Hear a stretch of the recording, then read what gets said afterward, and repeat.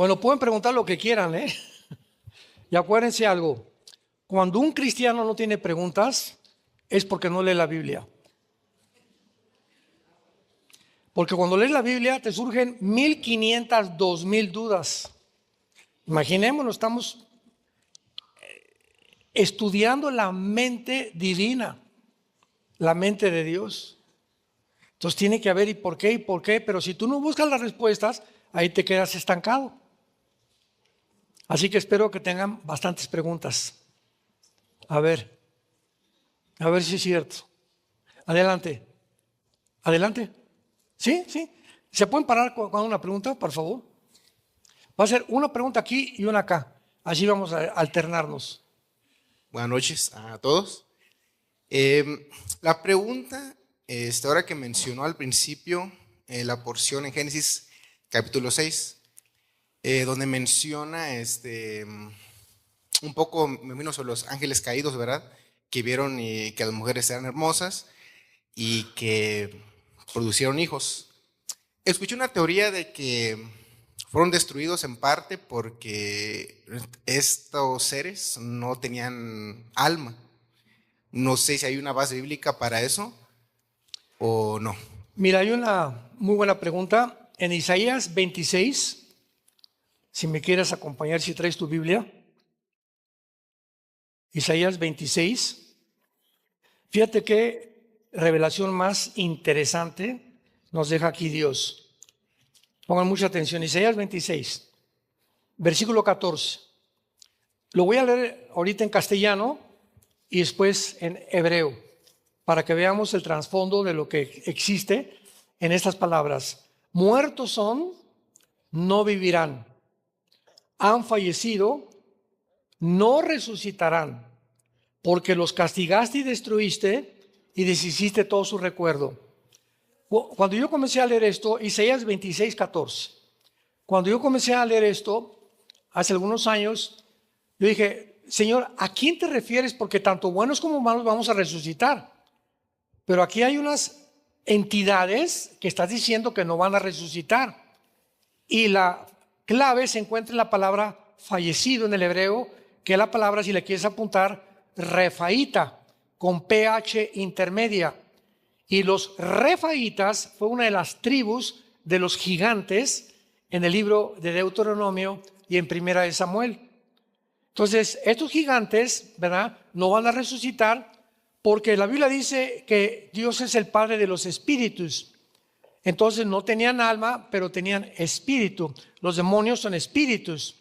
Entonces, al morir los gigantes, los espíritus de los gigantes se convirtieron en demonios. Y son los que andan vagando en el mundo porque no tienen cuerpos. Los ángeles caídos sí tienen cuerpos y se han manifestado con cuerpos, pero los demonios no tienen cuerpos. ¿Cuándo perdieron estos cuerpos? Después de que acabaron con los gigantes y fueron extinguidos totalmente la humanidad.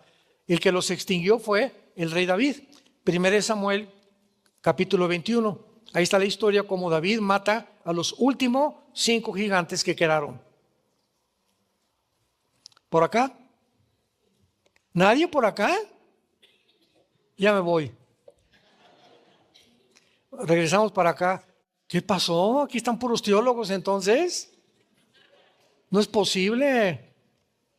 Lo estoy viendo a cada uno para acordarme de todos. Voy a orar por ustedes. Adelante. Ok, buenas noches. Nosotros venimos desde Colombia. Es un gusto, doctor Armando Alducin. Mi pregunta es, sabiendo el contexto de Israel y la guerra que está pasando con Palestina, ¿por qué Israel está matando tanto? Está secuestrando tal vez. Hay mucha sangre, ¿no? Pero mi pregunta, mi inquietud es esa. ¿Por qué está tomando estas represalias tan drásticas? Y pues, ¿por qué no simplemente dejan a Gaza también como un país, como un estado? De por sí hay palestinos ahí. ¿Por qué no se consolida como un estado, así como consideraban a Israel como estado? ¿Por qué no también se quedan ellos como un estado y se vive entre comillas, en paz? Número 1, jamás en la historia han existido los palestinos, ni ninguna nación llamada Palestina.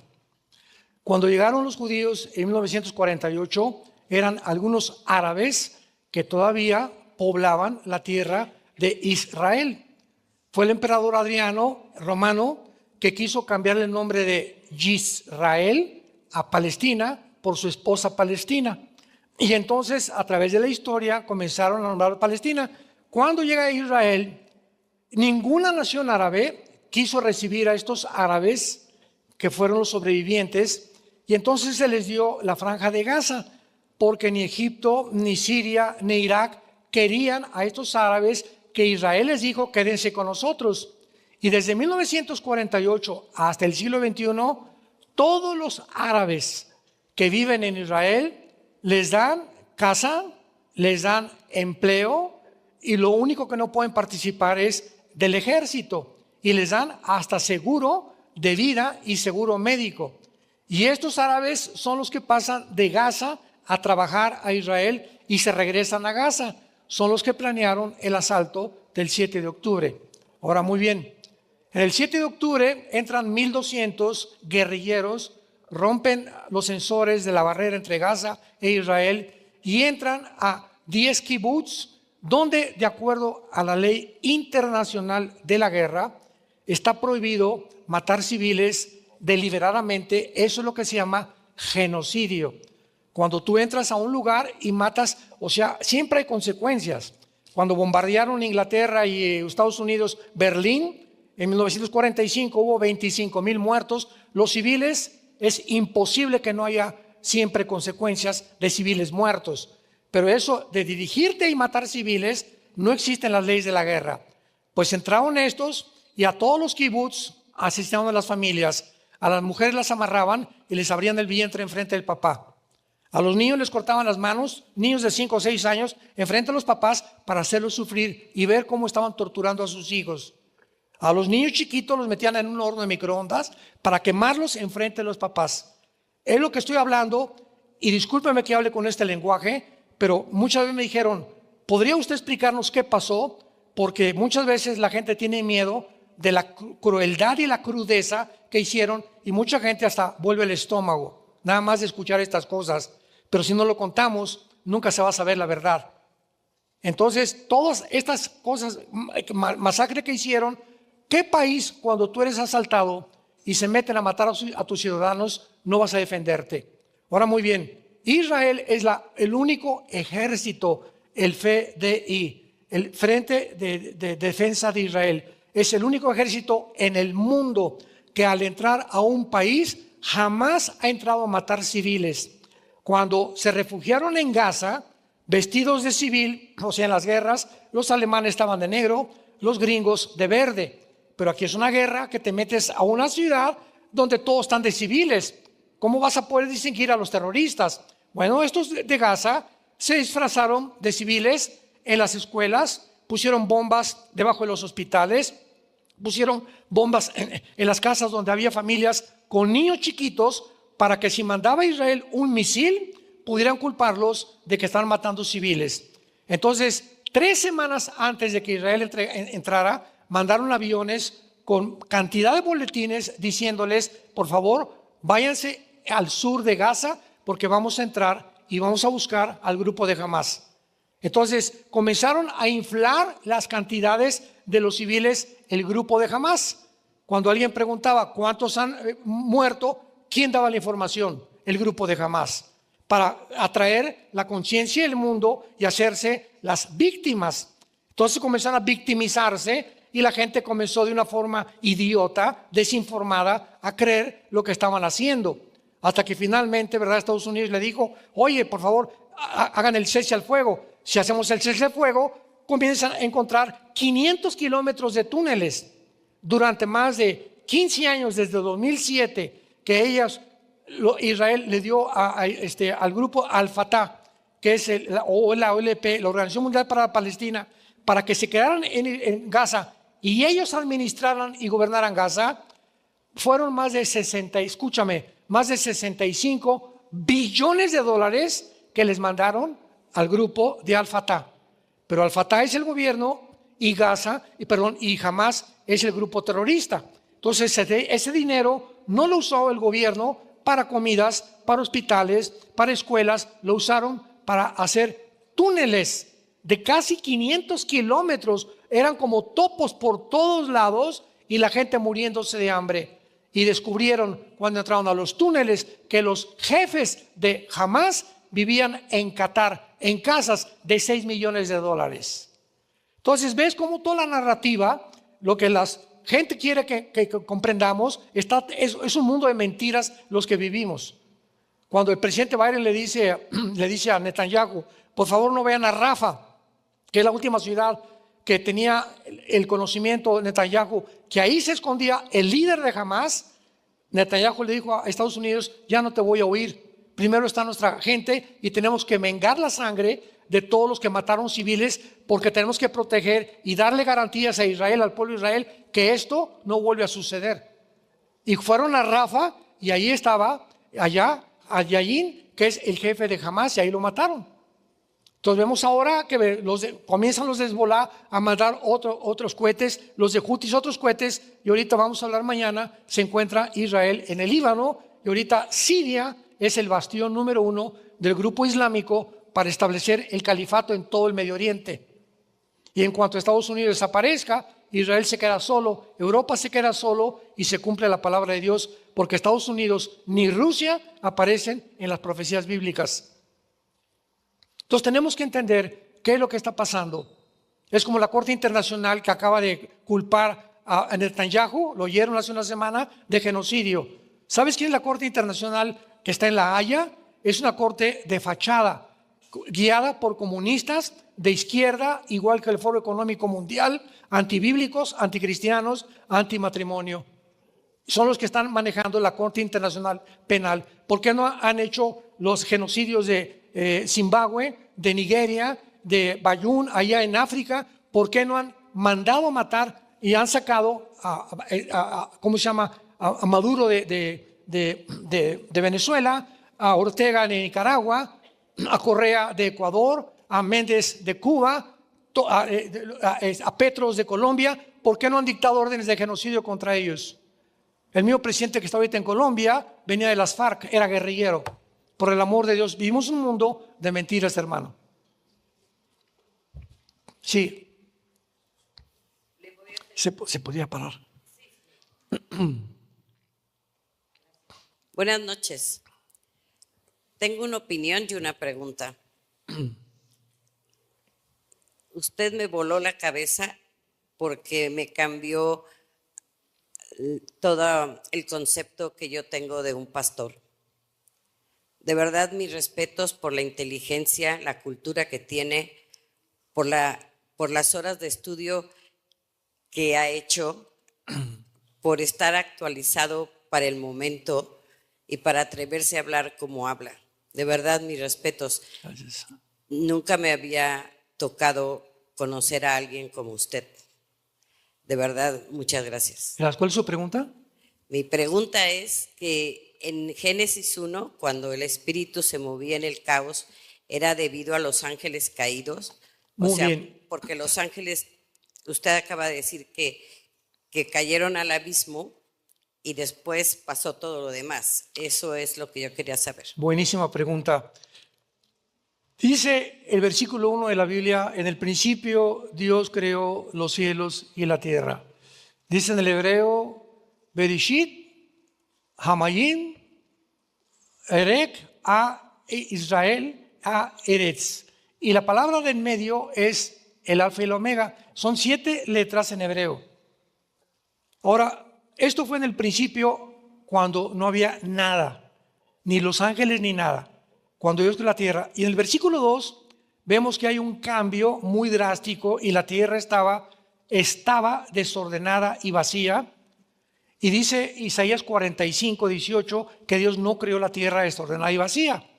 Estaba llena de tinieblas y cubierta de agua. Y en el versículo 1, la palabra Eretz en el hebreo es una tierra vacía y aquí es una tierra cubierta de agua. ¿Quién la cubrió de agua? Entonces, esto nos explica, si lo quiere apuntar, Ezequiel 28 e Isaías 14, cuando Dios crea a Lucifer antes de los seres humanos y a los ángeles que se rebelan entre los ángeles caídos actualmente y los ángeles que siguen subordinados a Dios. Entonces, entre el versículo 1 y el versículo 2 de la Biblia encontramos miles de años. Se llama el gap en inglés, o el intermedio o el paréntesis entre la antigua creación, y en el versículo 3 comienza la recreación del planeta Tierra. Y vemos que en los primeros 3 días Dios no crea nada. Le dice que produzca la tierra, pero nunca Dios creó las semillas. Que el sol se ponga en movimiento, el sol ya existía antes. Y cuando comenzamos a estudiar el idioma original, nos damos cuenta realmente lo que sucedió. Y finalmente pues Dios creó al ser humano, ¿verdad? Pero ¿quién estaba en el huerto del Edén? Ahí estaba ya la serpiente y los ángeles caídos en el Edén. El Edén era como, hagan un terreno geográfico, supongamos que era este espacio. Y dice Génesis 2, pondré el huerto al oriente del Edén, o sea, en todo este espacio geográfico, al oriente, no digo al norte, ni al sur, ni al occidente, al oriente pondré el huerto y a la primer pareja. ¿Quién estaba en el Edén? Los ángeles caídos con Satanás, y le permitió Dios que entrara a atacar a los seres humanos para poder probarlos y demostrar quién era Dios. Al contrario. Sí. Buenas noches, pastor. Dios les bendiga. ¿Cómo sabemos que realmente la iglesia será tomada y arrebatada? Sobre todo porque en Apocalipsis capítulo 13, a partir del versículo 7, se hace mención que la bestia va a hacer guerra contra los santos y que los va a perseguir y que los va a vencer. Okay. ¿Quiénes son estos santos? Muy bien. Gracias. En Mateo 24 dice, será predicado este evangelio para testimonio a las naciones y entonces vendrá el fin. Esa es la agenda que Dios le encarga a la iglesia. Pero si tú ya lees a los apóstoles, descubres en las cartas de Timoteo y de Pedro que la iglesia va a terminar en la apostasía. La iglesia no va a acabar la evangelización del mundo. Entonces la iglesia va a sacar a Dios de la tierra y entonces van a ser los judíos, porque va a sellar a 144,000 judíos para que ellos continúen lo que nosotros dejamos inconcluso, los judíos. Y va a haber un avivamiento impresionante, que lo ves en el capítulo 7 de Apocalipsis, cuando le dice el anciano a Juan, ¿estos de dónde han salido? Han salido de la gran tribulación, no del rapto, sino de la gran tribulación. Entonces el anticristo, en capítulo 12, va a perseguir a 2 tipos de personas, a judíos y a cristianos, dándonos a entender la estrecha vinculación que existe entre nosotros e Israel. Allá atrás. Aquí ni les pregunto, ¿eh? Ya están levantando las manos, muy bien. Buenas noches, pastor. Mi pregunta es, para aclarar una duda, usted dijo enfáticamente que el anticristo va a ser musulmán. Antes yo entendía que iba a ser judío o no sé. ¿Cómo se va a reconciliar la relación que tiene que haber para que la construcción del templo y todo esto, siendo musulmán, y los judíos cómo es que lo van a aceptar? Por eso mismo, cuando el anticristo, apúntelo, Isaías 28, Daniel 9, 24 al 27, cuando el anticristo se siente con los judíos y los judíos tengan que recurrir a un hombre llamado, como se llame, nosotros vamos el anticristo, este hombre les va a decir a los judíos, les voy a prometer 7 años que nadie los va a tocar. Sabemos que va a violar el pacto. Ahora, ¿qué poder podrá tener este hombre que se siente con los judíos para que les garantice y les diga a los árabes, no se metan ni a los musulmanes? Y los musulmanes y los árabes que nunca dejarán el odio a los judíos, porque su objetivo es exterminar el Estado de Israel, lo vayan a obedecer. Este hombre se llama el Mahdi. En la teología del Islam, el Islam está esperando a un Mesías, pero están esperando que surja, le llaman el 12º imán, que va a resurgir de una revolución en el Medio Oriente. Entonces, este hombre es el que se va a prometer, y el Mahdi, el Mesías de los islámicos, para nosotros es el anticristo. Entonces, un judío no podía ser el anticristo porque nadie lo obedecería. El único que puede detener la extinción del pueblo de Israel es un hombre que lo consideran el Mesías y al único que podían obedecer. Sí, aquí, a ver, aquí atrás ya.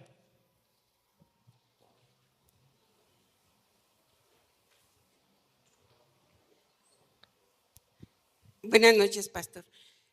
Lo de Mateo 24 se refiere específicamente al arrebatamiento o a la segunda venida de Cristo. ¿Perdón, cuál?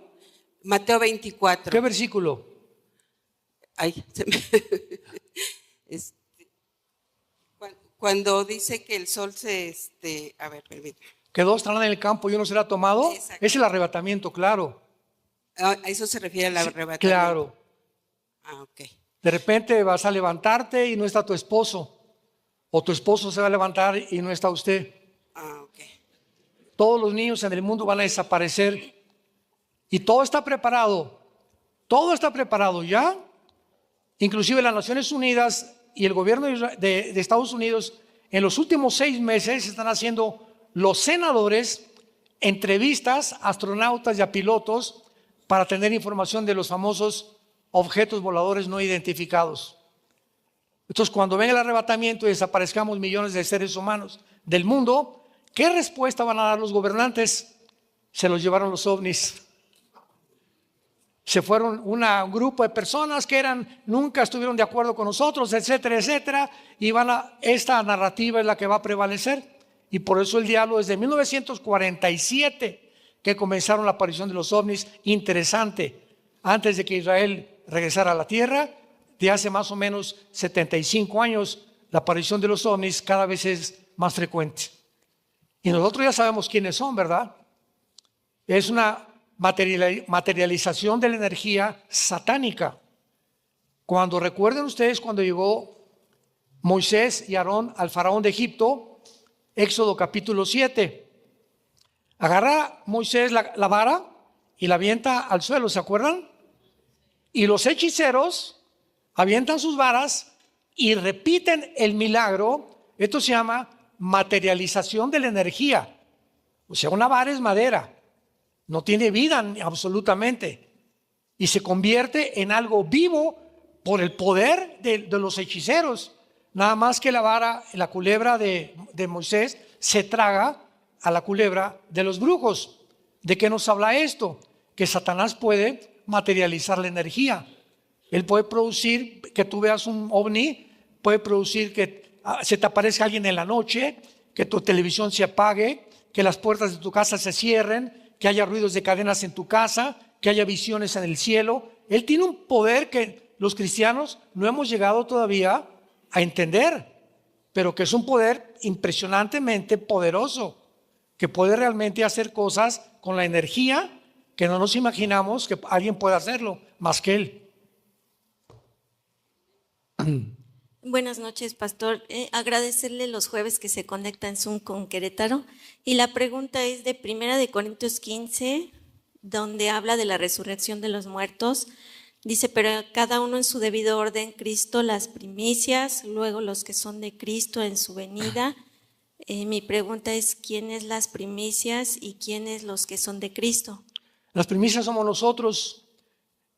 Israel tiene 7 fiestas. Y 4 de ellas ya las cumplió en la primavera el Señor Jesucristo. La última fue Pentecostés, que se cumplió 50 días después de la crucifixión de Cristo. Entonces faltan 3 más, que son Rosh Hashanah, las trompetas, Yom Kippur, la expiación, y Sukkot, que es los tabernáculos. Se tienen que cumplir a fuerza. Entonces, cuando dice las primicias, pertenecía a la segunda fiesta, cuando recogía el pueblo de Israel el fruto y lo traían a Dios. Las primicias eran los primeros frutos. Es lo que le llamamos aquí el diezmo. O sea, dice la Biblia en 2 Corintios 16, cada quien cuando prospere, guarde algo para Dios.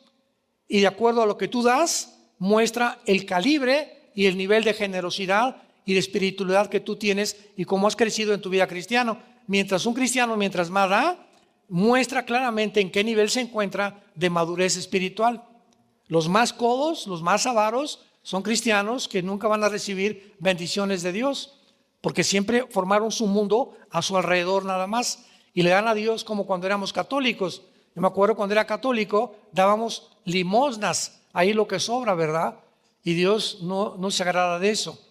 Entonces esto es importante porque las primicias son los primeros frutos. ¿Quiénes son estos? ¿Se acuerdan cuando Cristo resucitó? Y también resucitaron un grupo de personas junto con Él, que fueron judíos del Antiguo Testamento. Ellos son las primicias. Luego seguimos nosotros, los que somos de Cristo, ahí dice. Sí. ¿Por dónde andan? Acá, ¿Por acá. dónde? de este lado. El que lo tenga, aparece, por favor. Yo acá estoy, pastor. Buenas noches. Ya te vi. Gracias, pastor. Yo tengo una pregunta. La Biblia habla que Jesús murió y al tercer día resucitó.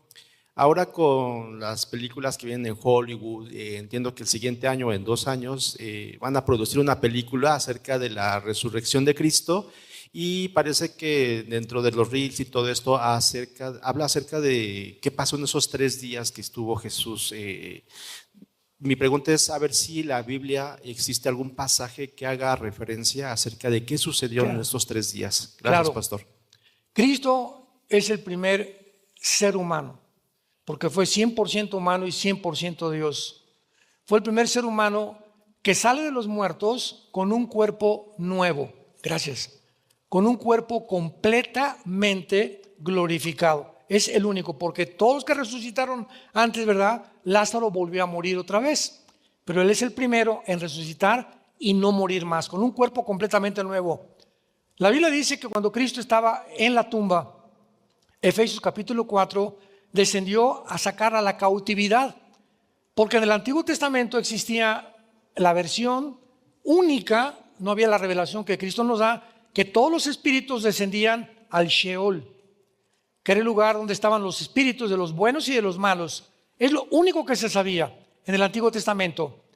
Viene Jesucristo y en el Evangelio de Lucas cuenta una historia que no es parábola, porque las parábolas no tienen nombres propios como Abraham. Y cuenta que descendió una persona al Sheol y entonces él dice que estaba dividido el Sheol entre el infierno o el Gena en griego y el paraíso o el seno de Abraham. De un lado estaban los que estaban esperando que él muriera en la cruz y los otros, los que todavía siguen en el infierno, porque el infierno sigue en el centro de la tierra, que van a resucitar para el juicio del gran trono blanco, Apocalipsis 20 del 15 al 21, y ser echados en el lago de fuego. Entonces Cristo en los 3 días baja y saca a todos los que estaban en el lado del paraíso para llevárselos con él. ¿Se acuerdas cuando estaba en la cruz? Lo que le dijo al ladrón: hoy estarás conmigo, ¿en dónde? En el paraíso. Pero en 2 Corintios 12, cuando el apóstol Pablo es llevado al cielo, dice que fue llevado al paraíso. El paraíso fue cambiado del centro de la tierra y ahora se encuentra en el cielo. Ausentes del cuerpo, presentes en el Señor. Ahora, después de la cruz, cualquier cristiano que muere, nos vamos inmediatamente a su presencia. Doctor, tengo por acá, una pregunta en cuanto al tema de los 2 pueblos, porque mencionaba al principio que Israel y la iglesia son 2 pueblos completamente distintos. Completamente.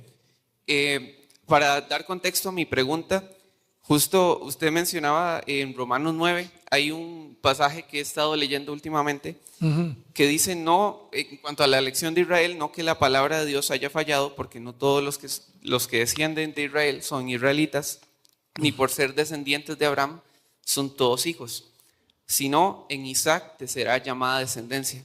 Y también en Gálatas 4, en el contexto de los judaizantes, Pablo dice que todos aquellos que han confiado en Cristo son hijos de Isaac, hijos de Abraham. La promesa, de Abraham también.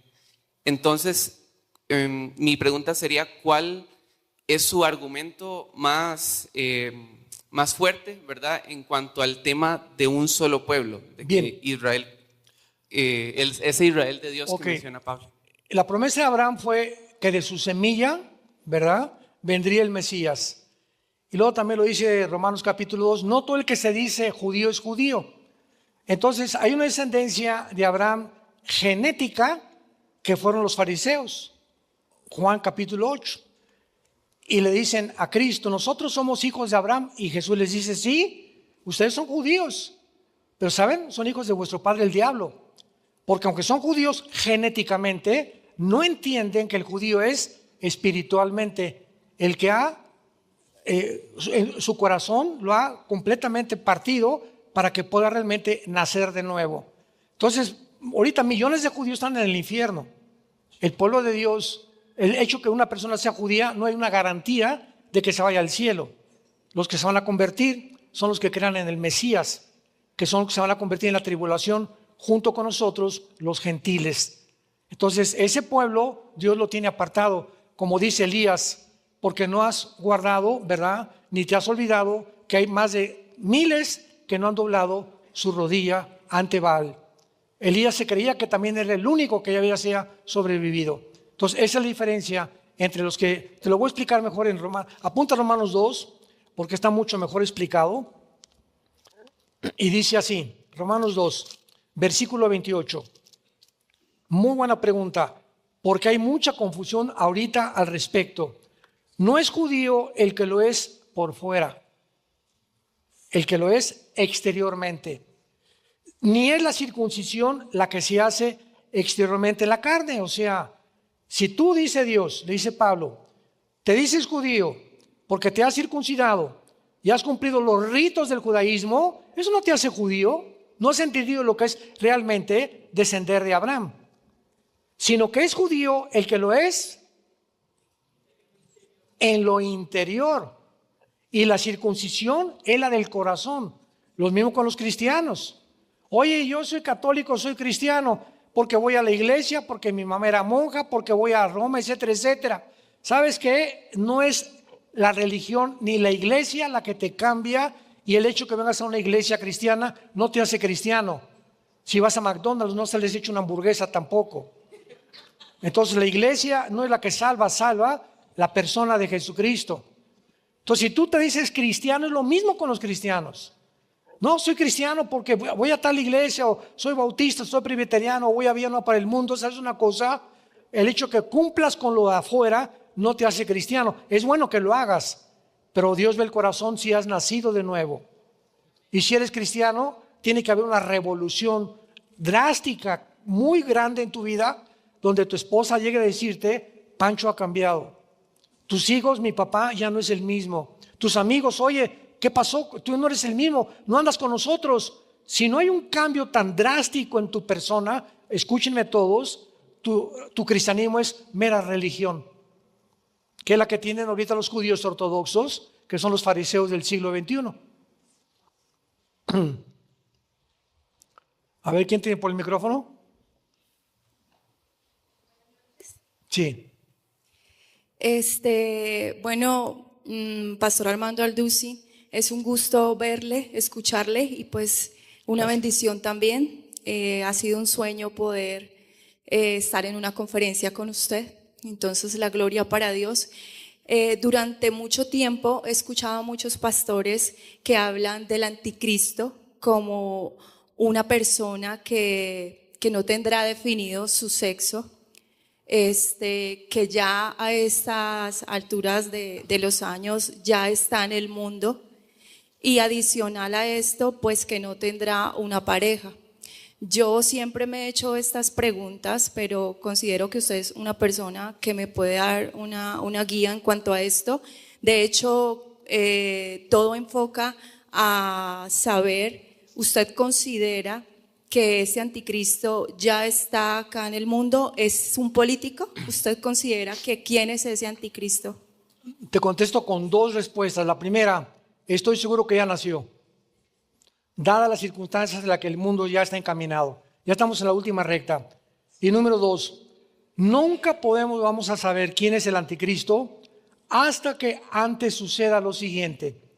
De acuerdo a la Biblia, principalmente en el libro de Daniel, capítulo 2, 7 9, 11 y 12 de Daniel, se van a reunir 10 naciones, 5 del Medio Oriente y 5 de Europa. Para que esto suceda, Europa tiene que quedarse sin Estados Unidos como un huerfanito Europa. Y entonces va a tener que gritar al Medio Oriente, help, ayuda del petróleo y del gas, porque Rusia va a desaparecer también. Entonces, cuando se junten 5 naciones de Europa y 5 del Medio Oriente y se forme un G10, de una de estas naciones surge el anticristo, de acuerdo a Daniel 7, 24 y 25. De una de esas naciones. Entonces, hasta que no encontremos y veamos, oigamos en los medios de comunicación que ya se formaron 10 naciones del Medio Oriente uniéndose con Europa, que esto no va a suceder en, no me imagino, 1 o 2 años más, no podemos especular quién es el anticristo. ¿Qué es el rey Felipe? ¿Qué es Obama? ¿Qué es el Papa? Puras especulaciones. El anticristo va a aparecer de la oscuridad. Nadie se imagina cómo va a poder surgir con los poderes satánicos que él va a tener, y cuando se formen estas 10 naciones va a derribar a 3 de ellas para poder erigirse él, para que las otras 7 se sometan a él, y va a sustituir a esas 3. Todo esto está en el libro de Daniel. Pero de que ya nació, segurísimo que ya está. A lo mejor está sentado ahí cerca de ustedes. Sí, adelante. No sé quién tiene el micrófono. Pastor, Yo no tengo el micrófono yo. Pastor, de este lado. Pastor, buenas noches. Doy gracias a Dios por su vida, pastor.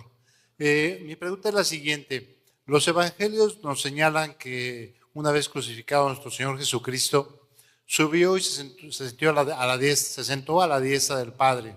¿Sí?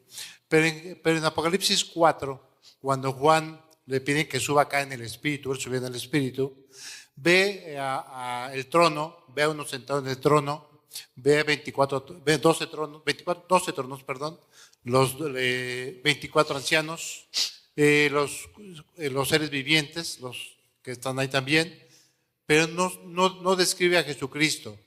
¿Por qué no lo describe si se supone que está sentado a la derecha del Padre? El libro de Apocalipsis no está escrito cronológicamente. Por ejemplo, rápidamente antes de contestarte, tú ves el capítulo 13 donde el anticristo ya es rey. ¿Quién como él? Y lo comienzan a adorar. Y luego en el capítulo 17 apenas se está uniendo con la gran ramera, con el sistema religioso. Y apenas se están formando los 10 gobiernos, las 10 naciones, que son los 10 cuernos, que todavía no es un gobierno. Entonces, ¿cómo es posible que 4 capítulos antes esté gobernando y hasta el 17 está manifestándose que va a comenzar su gobierno?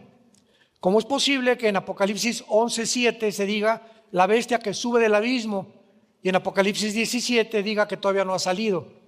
Entonces tenemos que leer el Apocalipsis con mucho cuidado, como las trompetas, los sellos y las copas. Entonces el capítulo 4 es una visión del cielo, en primer lugar. Perdón, el primer capítulo es una visión de Cristo, el segundo y tercer capítulo la iglesia, el capítulo 4 el cielo, el capítulo 5 Dios tiene un rollo. ¿Quién puede abrir este rollo con 7 sellos? Y nadie, ni en el cielo, ni en la tierra, ni papas, ni Abraham, ni Isaac, ni santos, nadie podía ser digno de abrir este rollo que contenían los juicios finales de Dios.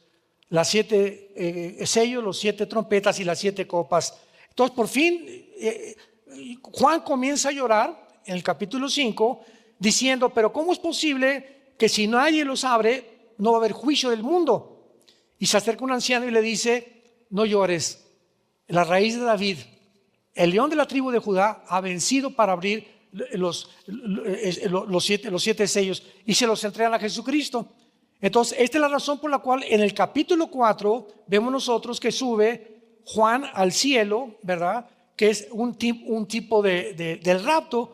Y en el capítulo 5, después de que está el rapto, que vienen los juicios de Dios. Todos los cristianos no vamos a pasar por la tribulación.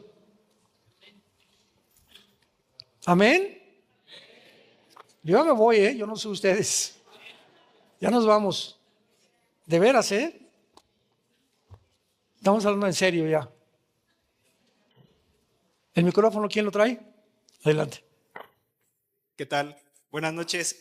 Mi pregunta era más que nada respecto al milenio.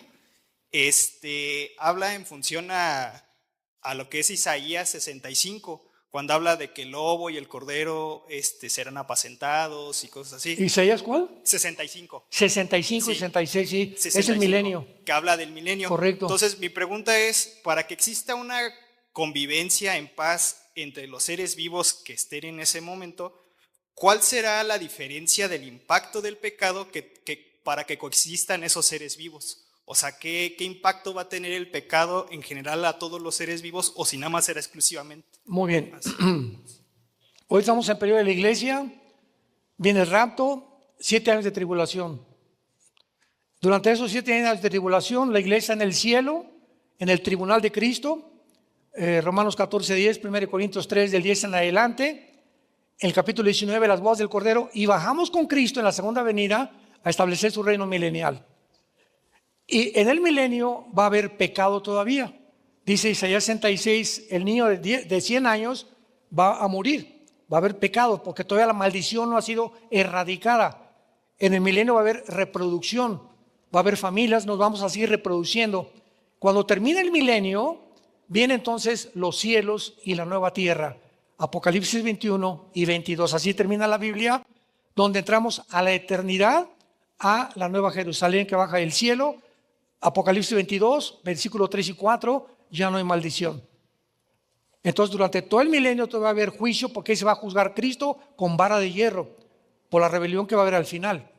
Y al entrar a la eternidad ya completamente es erradicado del universo la maldad. Y ya no sabemos más, que Dios va a darnos diferentes, dice Apocalipsis 20, que no todos los cristianos van a gobernar.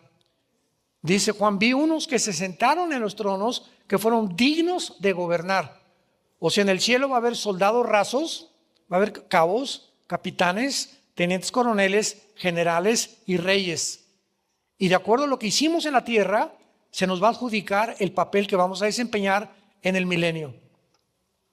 Por eso dice, no os canséis de hacer el bien, porque a vuestro tiempo vamos a cegar en esta vida y en la demás.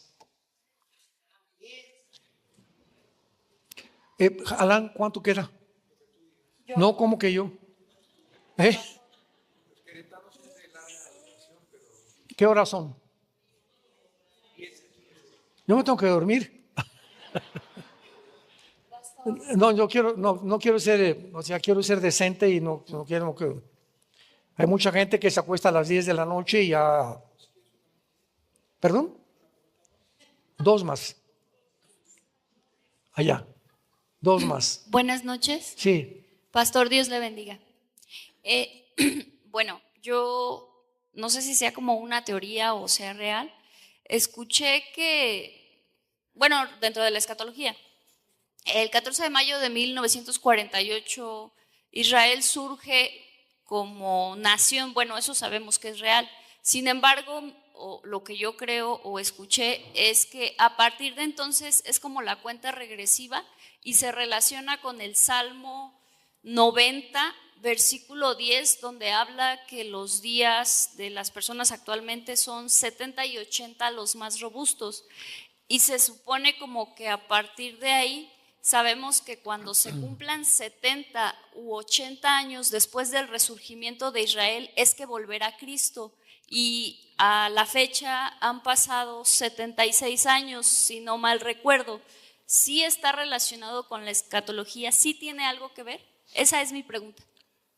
Mira, es correcto lo que dices, nada más que no es a partir del 48. Cuando el Salmo 90 se escribió, lo escribió Moisés hace 3000 años. El último hombre en la Biblia, en el Antiguo Testamento, de pasar los 100 años fue Josué. Moisés, ¿te acuerdas? 120 años murió Moisés, pero Josué ya vivió menos, como 115 años Josué. Y de ahí en adelante, dice Moisés, ahora la edad va a ser de 80 a 85 los que no toman Coca-Cola, ni conchas de la tía Rosa para cenar, ¿verdad? Exagerando, ¿verdad? Pero más o menos ahí la llevo. Y entonces, en el 48 dice la Biblia que no pasará esta generación, que son efectivamente 80 años aproximadamente, que sería el 2028. ¿Cuál es el problema? Yo una vez en un programa de televisión dije lo que tú estás diciendo, casi me crucifican. No entendieron claramente lo que yo quise dar a entender y te lo voy a explicar más claramente a ustedes. El calendario judío es de 365 días. El calendario gregoriano o solar es de 360 días. En el siglo III, el Papa Gregorio cambió el calendario lunar judío de 360 a 365. Entonces, cuando nosotros sumamos 80 años, tenemos que entender lo siguiente. De Dios a Abraham fueron 2000 años. De Abraham a Cristo fueron 2000 años. Van 4000. Esto es inequívoco. Y es inequívoco que hace 2000 años más o menos Cristo fue crucificado. ¿Por qué Cristo no ha regresado? Si a los 6000 años se tiene que cumplir, porque un día para Dios son 1000 años para entrar al milenio. Bueno, porque estamos contando dentro de los 2000 años los 33 años de la vida de Cristo. Y esto es en lo que hemos fracasado muchos cristianos o teólogos. O sea, Cristo muere a los 33 años y esos 33 años fueron bajo la ley. ¿Y cuándo comienzan los 2000 años? En Pentecostés, con la nueva dispensación de la gracia. ¿En qué año estamos ahorita? 2024. Réstenle 33 años. 1999. ¿Es mis matemáticos? ¿No vinieron matemáticos? O sea que faltarían 11 años para que realmente se cumplieran de una forma matemática los 6000 años, pero agreguémosle los años bisiestos también que se perdieron. Entonces no podemos establecer una fecha. Podemos establecer cálculos y podemos establecer señales, porque en Mateo 16 Cristo regaña a los judíos porque no reconocieron las señales y ustedes ven que el cielo tiene reboles y va a llover. Pero ¿cómo es posible que no hayan reconocido las señales de que yo iba a venir? Entonces, el día y la hora nadie la sabe, pero tenemos señales que indican que estamos en los últimos tiempos, como lo estamos demostrando. Pero ya un año exacto no lo podemos saber, pero nos encontramos más o menos en esa época. Puede ser el 29, puede ser tal vez la Agenda 2030, puede ser el año que entra, no lo sabemos. Pero nos encontramos en la última generación. Es lo único que podemos asegurar. Sí. Ganaron. Buenas noches. Me pregunta, bueno, tengo tantas preguntas. Perdón, para terminar esto, para que quede claro, ¿por qué dije que es la última generación? Porque Mateo 24, 32 a 34, Cristo lo dice: el que vea la higuera reverdecer cuando las hojas broten, no pasará esta generación sin que esto acontezca. Por eso, como tú dices, han sumado del 48, 28, 80 años, que es el 2028. Entonces, cuando dice Jesucristo, esta generación no pudo haber sido la generación de Él, porque ninguna generación de ellos vio esta. Nosotros somos la primera generación que está viendo las señales del fin. Gusto en conocerle. Gusto en conocerle. Igualmente, mucho gusto. ¿Cómo te llamas? Antonio Pérez y mi familia. Pues, como dice, tantas preguntas que uno tiene a través de los años. Y pues se me vienen tantas, pero ahorita enfocado a lo que había dicho mi hijo, ¿cuál será la función de la iglesia cuando venga en el milenio? Ya ve que ahorita estaba comentando en lo que es Apocalipsis 20, que dice que bajará, ¿sí? Y unos tendrán la facultad de juzgar a las naciones. Bueno, lo que he estado leyendo. ¿Perdón, la facultad de qué? De juzgar. Ya ve que dice ahí en Apocalipsis 24, algo así. Ya ve que dice que tendrán la facultad de juzgar, pero vamos a juzgar a las 12 tribus de Israel. Exactamente. Va a volver.